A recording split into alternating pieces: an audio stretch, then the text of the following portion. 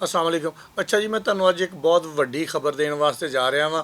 ਤਾਸੁਰੇ ਦਿੱਤਾ ਜਾ ਰਿਹਾ ਸੀਗਾ ਕਿ ਸ਼ਾਹ ਗੈਂਗ ਦੇ 5 ਭਰਾਵਾਂ ਦੇ ਮਰਨ ਤੋਂ ਬਾਅਦ ਸ਼ਾਇਦ ਇਹ ਲੋਕ ਜਿਹੜੇ ਆ ਨਾ ਖਤਮ ਹੋ ਗਏ ਆ, ਲੇਕਿਨ ਸਾਨੂੰ ਵੀ ਨਹੀਂ ਪਤਾ ਸੀ ਤੇ ਮੁਕਾਮੀ ਪੁਲਿਸ ਨੂੰ ਵੀ ਸ਼ਾਇਦ ਇਸ ਗੱਲ ਦਾ ਅੰਦਾਜ਼ਾ ਨਹੀਂ ਸੀਗਾ ਕਿ ਇਹਨਾਂ ਦੀ ਬਾਕੀਆਤ ਜਾਂ ਇਹਨਾਂ ਦੇ ਬਾਕੀ ਕਰਿੰਦੇ ਕਿੰਨੀ ਵੱਡੀ ਤਾਦਾਦ ਦੇ ਨਾਲ ਮੌਜੂਦ ਨੇ।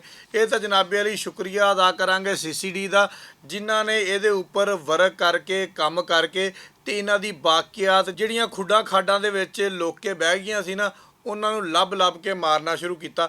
ਰਾਤੀ ਜਨਾਬੇ ਅਲੀ ਇਕਰਾਮ ਗੁਰਾਇਆ ਜਿਹੜਾ ਮਦੀਨਾ ਡਿਵੀਜ਼ਨ ਦਾ ਇੰਚਾਰਜ ਆ CCD ਦਾ, ਇਹਨੂੰ ਇਤਲਾਹ ਮਿਲੀ ਕਿ ਸ਼ਾਮਾਂ ਦਾ ਇੱਕ ਭਰਾ ਹਸਨੈਨ ਜਿਹੜਾ ਬਚ ਗਿਆ ਵਾ ਤੇ ਉਹਦੇ ਨਾਲ 3 ਹੋਰ ਖਤਰਨਾਕ ਬੰਦੇ ਜਿਹੜੇ ਆ ਨਾ ਉਹ ਫਲਾਂ ਜਗ੍ਹਾ ਦੇ ਉੱਪਰ ਲੁਕੇ ਹੋਏ ਆ।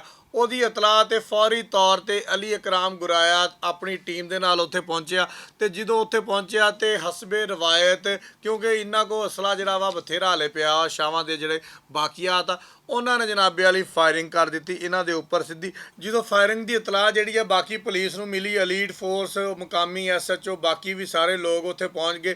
ਵਾਵਾ ਦੇਰ ਜਿਹੜੀ ਆ ਨਾ ਫਾਇਰਿੰਗ ਦਾ ਤਬਾਦਲਾ ਹੁੰਦਾ ਰਿਹਾ। ਜਦੋਂ ਬਾਅਦ ਦੇ ਵਿੱਚ ਦੇਖਿਆ ਤੇ ਇੱਕ ਖਤਰਨਾਕ ਸ਼ੂਟਰ ਅਤਾ ਉਰਫ AT ਖਰਲ ਤੇ ਉਹਦੇ ਨਾਲ ਜਨਾਬੀ ਵਾਲੀ ਉਹਦਾ ਸਾਥੀ ਸਦਾਮ ਜਿਹੜਾ ਨਾ ਜ਼ਖਮੀ ਹਾਲਤ ਦੇ ਵਿੱਚ ਪਾਏ ਗਏ। ਇਹਨਾਂ ਨੂੰ ਫੌਰੀ ਤੌਰ ਤੇ ਵਾਰਿਸ ASI ਦੇ ਨਾਲ ਹਸਪਤਾਲ ਮੁੰਤਕਿਲ ਕੀਤਾ ਗਿਆ, ਜਿਹੜੇ ਰਾਹ ਦੇ ਵਿੱਚ ਹੀ ਨਾ ਹਲਾਕ ਹੋ ਗਏ। ਹੁਣ ਤੁਸੀਂ ਮੈਨੂੰ ਇਹ ਗੱਲ ਦੱਸੋ, 24 ਘੰਟਿਆਂ ਦੇ ਵਿੱਚ 3 ਮੇਨ ਸ਼ੂਟਰ ਸ਼ਾਹ ਗੈਂਗ ਦੇ ਜਿਹੜੇ ਆ ਨਾ ਉਹ ਹਲਾਕ ਹੋ ਚੁੱਕੇ ਆ, ਜਿਹੜੇ ਜ਼ੇਰੇ ਜ਼ਮੀਨ ਲੁਕੇ ਹੋਏ ਸੀ ਤੇ ਜਿਹੜਾ ਇਹਨਾਂ ਦਾ ਕ੍ਰਿਮੀਨਲ ਰਿਕਾਰਡ ਆ ਉਹ ਵੀ ਜਨਾਬੇ ਵਾਲੀ ਦਰਜਨਾਂ ਦੇ ਵਿੱਚ ਆ। ਇੰਨੀਆਂ ਡਕੈਤੀਆਂ, ਇੰਨੇ ਕਤਲ, ਇੰਨੀ ਸ਼ੂਟਿੰਗ ਕਿ ਛੱਡ ਗੱਲਾਂ ਦੇ। ਹੁਣ ਜਨਾਬੇ ਵਾਲੀ ਇਹਦਾ ਮੁਕੱਦਮਾ ਜਿਹੜਾ ਵਾ ਥਾਣੇ ਰੋਸ਼ਨ ਵਾਲੇ ਦੇ ਵਿੱਚ ਦਰਜ ਕਰ ਲਿਆ ਗਿਆ ਵਾ। ਮਜ਼ੀਦ ਤਫਤੀਸ਼ ਜਾਰੀ ਹੈ ਤੇ ਬਾਕੀ ਜਿਹੜੇ ਉੱਥੇ 2 ਲੋਕ ਮੌਜੂਦ ਸੀਗੇ, ਜਿਨ੍ਹਾਂ ਦੇ ਵਿੱਚ ਇੱਕ ਗੁਲਫਾਮ ਸ਼ਾਹ ਦਾ ਭਰਾ ਵੀ ਸ਼ਾਮਲ ਸੀਗਾ, ਉਹਨੂੰ ਵੀ ਜਨਾਬ ਲੱਭਣ ਵਾਸਤੇ ਜਿਹੜੀ CCD ਤੇ ਮੁਕਾਮੀ ਪੁਲਿਸ ਆ ਨਾ ਉਹ ਲੱਗੀ ਹੋਈ ਆ।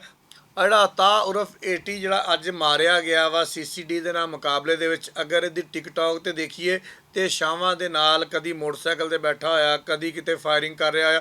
ਉਹਦੀ ਸੋਸ਼ਲ ਮੀਡੀਆ ਦੇ ਉੱਪਰ TikTok ਦੇ ਉੱਪਰ ਬਹੁਤ ਜ਼ਿਆਦਾ ਵੀਡੀਓਜ਼ ਵੀ ਲੱਗੀਆਂ ਹੋਈਆਂ। ਸਾਡੇ ਜ਼ਰਾਏ ਦਾ ਕਹਿਣਾ ਵਾ ਕਿ ਜਦੋਂ ਇਹਨਾਂ ਦਾ ਇੱਕ ਭਰਾ ਵਿਹਾੜੀ ਪੁਲਿਸ ਮੁਕਾਬਲੇ ਦੇ ਵਿੱਚ ਮਾਰਿਆ ਗਿਆ ਸੀਗਾ ਤੇ ਕਬਰ ਦੇ ਖਲੋ ਕੇ ਇਹ ਵੀ ਉਹਦੇ ਵਿੱਚ ਸ਼ਾਮਲ ਸੀਗਾ, ਜਿਨ੍ਹਾਂ ਨੇ ਇਹ ਗੱਲ ਕੀਤੀ ਸੀਗੀ ਕਿ ਅਸੀਂ ਪੁਲਿਸ ਕੋਲੋਂ ਇਸ ਗੱਲ ਦਾ ਬਦਲਾ ਲਵਾਂਗੇ। ਤੇ ਮੇਰਾ ਖਿਆਲ ਆ ਕਿ ਜਦੋਂ ਤੁਸੀਂ ਸਟੇਟ ਦੇ ਨਾਲ ਪੰਗਾ ਲੈ ਲੈਂਦੇ ਹੋ ਫਿਰ ਉਹਦਾ ਅੰਜਾਮ ਇਹੀ ਹੁੰਦਾ ਵਾ ਜਿਹੜਾ ਹੋ ਰਿਹਾ ਵਾ। ਹੁਣ ਜਨਾਬੇ ਵਾਲੀ ਅੰਦਰ ਵਾਲੀ ਗੱਲਾਂ ਵੀ ਬੜੀਆਂ ਅਹਿਮ ਆਈਆਂ ਵਾ, ਜਿਹੜੀ FIR ਦੇ ਵਿੱਚ ਮੈਂ ਪੜ੍ਹੀਆਂ ਵਾ। FIR ਦੇ ਵਿੱਚ ਇਹਨਾਂ ਦਾ ਵਾਲਦ ਜਿਹੜਾ ਵਾ ਸ਼ਾਮਾਂ ਦਾ ਉਹ ਜੇਲ੍ਹ ਦੇ ਵਿੱਚ ਆ। ਜੇਲ੍ਹ ਦੇ ਵਿੱਚ ਬਹਿ ਕੇ ਪਲੈਨਿੰਗ ਕਰ ਰਿਹਾ ਵਾ ਕਿ ਜਿਹੜੇ ਮੁਕੱਦਮਾਤ ਦੇ ਵਿੱਚ ਮੈਂ ਅੰਦਰ ਆ ਉਹਨਾਂ ਦੇ ਮਦਈ ਮਾਰ ਦਿਓ। ਤੁਸੀਂ ਇੱਥੋਂ ਅੰਦਾਜ਼ਾ ਲਾ ਲਓ ਕਿ ਇਹਨਾਂ ਦਾ ਪਿਓ ਕਿੱਡਾ ਖਤਰਨਾਕ ਹੋਏਗਾ। ਮਤਲਬ ਕਿ ਮਦਈਆਂ ਨੂੰ ਮਾਰਨ ਦੀ ਪਲੈਨਿੰਗ। ਪਹਿਲੇ ਤਾਂ ਜਿਹੜੇ ਮੁਕੱਦਮੇ ਦਰਜ ਹੋਏ ਆ, ਜਿਨ੍ਹਾਂ ਦੀ ਸਜ਼ਾ ਉਹ ਭੁਗਤ ਰਿਹਾ, ਉਹ ਇੱਕ ਲਹਿਦਾ ਵਾ, ਤੇ ਹੁਣ ਕਹਿ ਰਿਹਾ ਕਿ ਮਦਈ ਮਾਰ ਦਿਓ। ਆਪਣੇ ਮੁੰਡਾ ਜਿਹੜਾ ਇੱਕ ਬਚ ਗਿਆ ਵਾ ਉਹਨੂੰ ਨਾਲ ਲਾ ਕੇ। ਮੈਂ CCD ਦੇ ਫੈਸਲਾਬਾਦ ਦੇ ਅਫੀਸਰ ਮਲਕ ਤਾਰਕ ਸਾਹਿਬ ਨੂੰ ਕਹਾਂਗਾ ਕਿ ਜਨਾਬ ਇਹਨਾਂ ਨੂੰ ਲਗਾਮ ਦਿਓ, ਇਹਨਾਂ ਨੂੰ ਜੇਲ੍ਹਾਂ ਦੇ ਵਿੱਚੋਂ ਕਢਾ ਕੇ ਵੀ ਪੁੱਛਣਾ ਚਾਹੀਦਾ ਵਾ। ਜਿਹੜੇ ਜੇਲ੍ਹਾਂ ਦੇ ਵਿੱਚ ਬਹਿ ਕੇ ਆਪਣੇ ਮਦਈਆਂ ਨੂੰ ਕਤਲ ਕਰਵਾ ਰਹੇ ਆ, ਆਪਣੇ ਮੁਖਾਲਫਾਂ ਨੂੰ ਕਤਲ ਕਰਵਾ ਰਹੇ ਆ, ਇਹ ਮਾਮਲਾ ਤਾਂ ਬਹੁਤ ਦੂਰ ਤੱਕ ਚਲਾ ਜਾਏਗਾ। ਲੇਕਿਨ CCD ਵਾਲਿਆਂ ਦਾ ਕਹਿਣਾ ਵਾ ਕਿ ਜਨਾਬ ਫੈਸਲਾਬਾਦ ਦੇ ਵਿੱਚ ਕੋਈ ਸ਼ੂਟਰ, ਕੋਈ ਚੋਰ, ਕੋਈ ਡਾਕੂ, ਕੋਈ ਰਸਾਗੀਰ ਹੁਣ ਕੰਮ ਨਹੀਂ ਕਰੇਗਾ। ਉਹੀ ਸਹੇਲ ਜ਼ਫਰ ਚੱਠੇ ਵਾਲੀ ਗੱਲ ਕਿ ਬੁੱਢੀਆਂ ਜਿਹੜੀਆਂ ਵਾ ਉਹ ਭਾਵੇਂ 10-10 ਕਿਲੋ ਸੋਨਾ ਲੈ ਕੇ ਵੀ ਗਲੀਆਂ ਮਹੱਲਿਆਂ 'ਚ ਫਿਰਦੀਆਂ ਰਹਿਣਗੀਆਂ ਨਾ, ਤੇ ਕੋਈ ਚੋਰ, ਕੋਈ ਡਾਕੂ ਉਹਨਾਂ ਨੂੰ ਹੱਥ ਨਹੀਂ ਪਾਏਗਾ। ਸਿਰਫ ਇੱਥੇ ਮਾੜੀ ਜੀ ਗੱਲ ਕਰਦਾ ਮੈਂ, ਅਗਰ ਇਜਾਜ਼ਤ ਹੋਵੇ, ਲੇਕਿਨ ਆ ਜਿਹੜੇ ਪੁਲਿਸ ਵਾਲੇ ਡਾਕੂ ਆ ਨਾ, ਇਹਨਾਂ ਕੋ ਕਿੱਦਾਂ ਬਚਾਵਾਂਗੇ ਆਪਾਂ ਉਹਨਾਂ ਬੀਬੀਆਂ ਨੂੰ, ਉਹਨਾਂ ਲੋਕਾਂ ਨੂੰ ਜਿਹੜੇ ਪੈਸੇ ਲੈ ਕੇ ਜਾਂਦੇ ਹੋਣਗੇ। ਕੱਲ੍ਹ ਵਾਲੀ ਤੁਸੀਂ ਗੁਲਬਰਗ ਵਾਲੇ ASI ਦੀ ਇੱਕ ਵੀਡੀਓ ਜਿਹੜੀ ਆ ਸੋਸ਼ਲ ਮੀਡੀਆ 'ਤੇ ਘੁੰਮ ਰਹੀ ਆ, ਉਹ ਵੀ ਜ਼ਰਾ ਦੇਖ ਲੈਣਾ ਤਾਂ ਕਿ ਤੁਹਾਨੂੰ ਪਤਾ ਲੱਗ ਜਾਵੇ ਕਿ ਡਾਕੂ ਕਿਹੜੇ ਫੜਨੇ ਤੁਸੀਂ। ਬਹੁਤ ਸ਼ੁਕਰੀਆ।